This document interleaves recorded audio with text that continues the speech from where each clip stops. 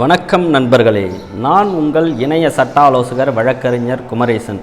இப்போ நம்ம பார்க்க போகிற தலைப்பு பொதுவாக மருத்துவத்துறையில் இன்றைக்கு பார்த்திங்கன்னா மருத்துவர்களின் அலட்சிய போக்கான சிகிச்சை, கவனக்குறைவான சிகிச்சை, இது போன்ற சூழ்நிலைகள் அதிகரித்து வருவதனால் நோயாளிகள் மிகுந்த அளவில் பாதிக்கப்பட்டு அவர்களுடைய உயிருக்கு ஆபத்தை ஏற்படுத்துகின்ற ஒரு சூழலும் உருவாகி இருக்கிறது.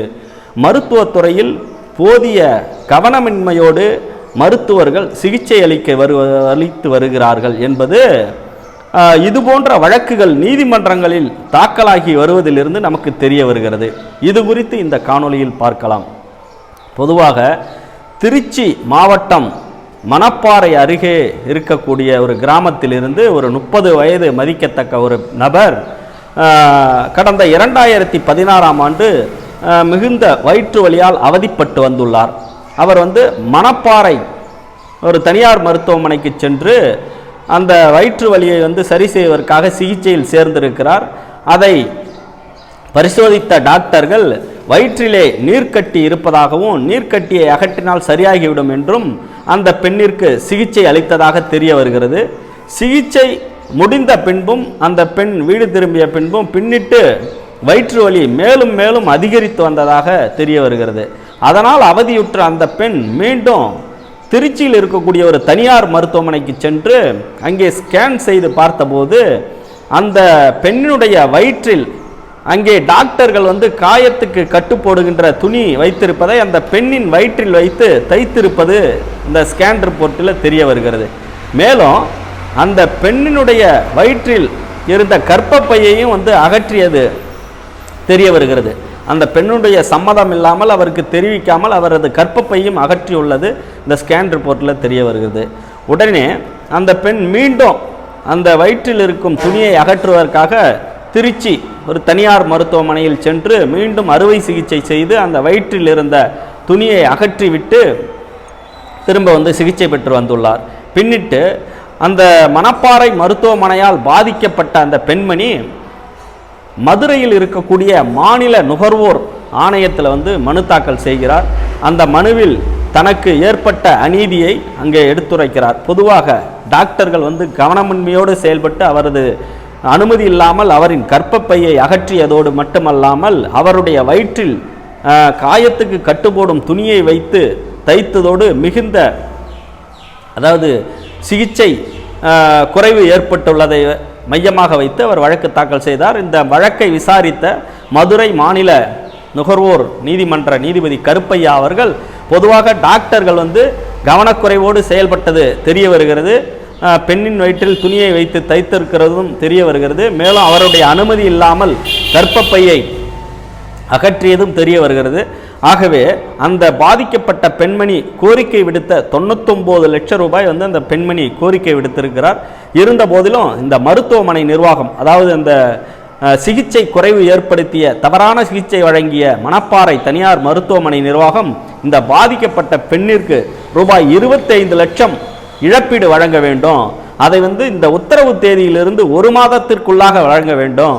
அப்படி தவறும் பட்சத்தில் அந்த 25 லட்சத்திற்கு 6% வட்டியுடன் சேர்த்து வழங்க வேண்டும் என்று அதிரடியான உத்தரவு பிறப்பித்துள்ளார்கள்.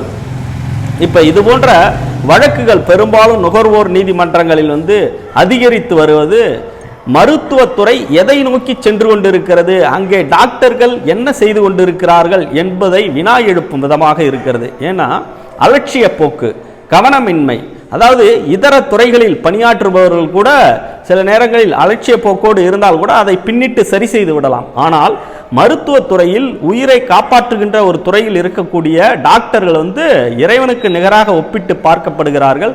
அவர்கள் பிசிறு இல்லாமல் பணியாற்ற வேண்டும். அப்பதான் மனித உயிர்களை காப்பாற்றக்கூடிய போதுமான முயற்சி இருக்கும்.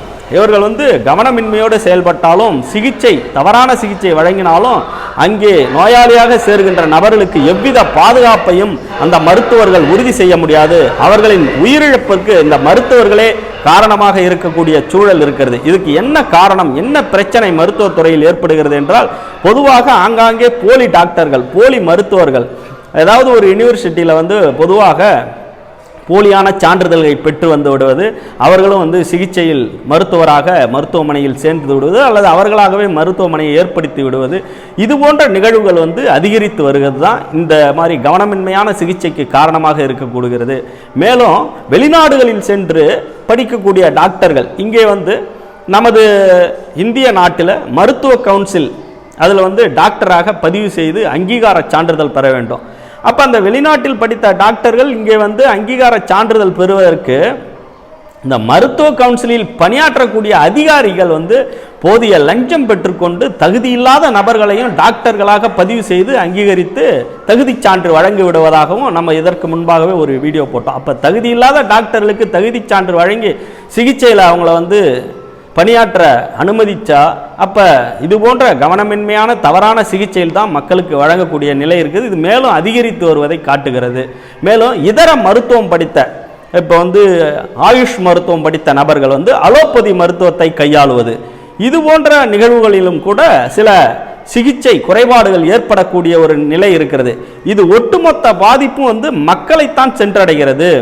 இப்போ மக்களுடைய உயிருக்கு பாதுகாப்பின்மையும் அச்சுறுத்தலும் ஏற்படுகிறது, சிகிச்சை பலன் குறைவாகிறது என்பது தெரிய வருகிறது. ஆகவே இந்த மருத்துவ கவுன்சில் இன்னும் சட்டங்களை வந்து விதிமுறைகளை கடுமையாக்கி மருத்துவர்கள் மருத்துவம் செய்வதை அவர்களுக்கு தகுதியை உறுதி செய்து அதன் அடிப்படையில் தகுதி சான்று வழங்கி ஆங்காங்கே வந்து டாக்டர்கள் வந்து கிளினிக் வைத்து நடைமுறையில் உள்ளது. அதை வந்து மருத்துவத்துறையில் இருக்கக்கூடிய அதிகாரிகள் அவ்வப்போது வந்து ஆய்வு செய்து போலி மருத்துவர்களை இனம் கண்டறிந்து அவர்களுக்கு உண்டான சட்ட நடவடிக்கையை எடுக்க மேலும் மேலும் விதிமுறைகளை இன்னும் அதிகப்படுத்த வேண்டிய ஒரு கட்டாய சூழ்நிலையில் நாம் வாழ்ந்து கொண்டு இருக்கிறோம். அப்படி இல்லாத பட்சத்தில் இந்த சமூகத்தில் மக்களாகிய நாம் தான் மருத்துவத்துறையிடம் சிக்கி இது போன்ற தவறான சிகிச்சையை பெற்று நமது உயிருக்கும் உடலுக்கும் மிகுந்த ஊரை ஏற்படுத்துகின்ற ஒரு நிலைமையை இருக்கும், நமக்கு தான் இந்த பாதிப்பு இருக்கும் என்பதை இந்த காணொலியில் பதிவு செய்கிறோம்.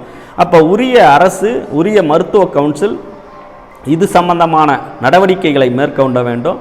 மேலும் மாநில மருத்துவத்துறை இது சம்பந்தமான முன்னோக்கு நடவடிக்கைகள், விழிப்புணர்வு நடவடிக்கைகளை வந்து மேலும் அதை வந்து உறுதிப்படுத்த வேண்டும். ஆகவே நண்பர்களே, இது போன்ற சட்டம் சம்பந்தமான தகவல்களை நாங்கள் பதிவு செய்து கொண்டுகிறோம். இதுபோன்று அதாவது மருத்துவத்துறையால் டாக்டர்களாக பாதிக்கப்பட்ட நபர்கள் வந்து உடனடியாக அங்கே உங்கள் பகுதியில் இருக்கக்கூடிய நுகர்வோர் நீதிமன்றத்தையோ அல்லது மாநில நுகர்வோர் நீதிமன்றத்தையோ அணுகி உரிய மனு தாக்கல் செய்து உரிய நிவாரணத்தை வந்து இழப்பீட்டை வந்து பெறுவதற்கு நுகர்வோர் பாதுகாப்பு சட்டம் வழிவகை செய்கிறது. இதுபோன்ற சட்டம் சம்பந்தமான விழிப்புணர்வை ஏற்படுத்தும் வீடியோக்களை நாங்கள் அவ்வப்போது பதிவு செய்து கொண்டு வருகிறோம். உங்களுக்கு சட்டம் சம்பந்தமான சந்தேகங்கள் இருந்தால் நீங்கள் கமெண்ட் பாக்ஸில் தெரிவிங்க அல்லது திரையில் இருக்கக்கூடிய நமது வாட்ஸ்அப் எண்ணுக்கு தெரிவிங்க. அதற்கு உரிய பதில்களை உடனுக்குடனே அனுப்புகிறோம் அல்லது அது சம்பந்தமான காணொலிகளை நாங்கள் பதிவு செய்கிறோம். இதில் கூறப்பட்ட தகவல்கள் உங்களுக்கு பயனுள்ளதாக இருந்ததுன்னா இதை லைக் பண்ணி உங்கள் நண்பர்களுக்கு ஷேர் பண்ணுங்கள். மறக்காமல் நம்ம சேனலை சப்ஸ்கிரைப் பண்ணி பெல் ஐக்கானை கிளிக் பண்ணுங்கள். அப்போ தான் நாங்கள் பதிவிடக்கூடிய சட்டம் சார்ந்த வீடியோக்கள் மற்றும் நீதிமன்ற தீர்ப்புகள் அடங்கிய காணொலிகள் உங்களுக்கு உடனுக்குடனே வந்தடையும். மேலும் அடுத்து பயனுள்ள சட்ட தகவல்கள் அடங்கிய காணொலியில் உங்களை சந்திக்கும் வரை உங்களிடமிருந்து விடைபெறுபவர் நான் உங்கள் இலவச சட்ட ஆலோசகர் வழக்கறிஞர் குமரேசன். நன்றி, வணக்கம்.